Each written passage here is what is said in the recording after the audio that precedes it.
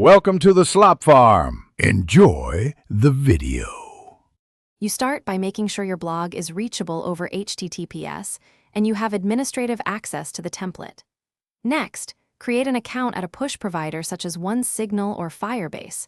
You need to register a new web app and choose Web Push.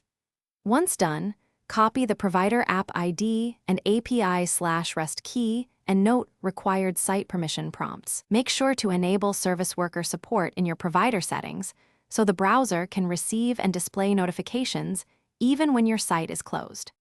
Now you add the service worker and initialization code into your Blogger template. Upload or host service worker JS at your blog root or use the provider's hosted worker if available. This file handles background push events. Then paste the provider SDK snippet into your template head and initialize with your app ID and site-specific settings.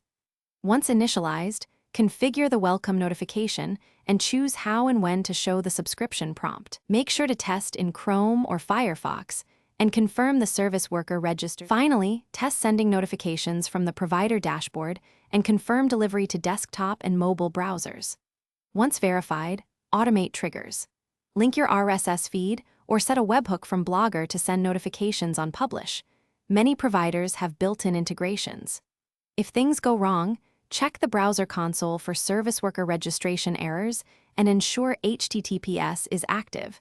Re-register the service worker after fixes. If subscribers don't receive pushes, verify app ID/keys and permission state, then resend a test notification to confirm resolution. Thanks for watching. Consider subscribing if we helped you today.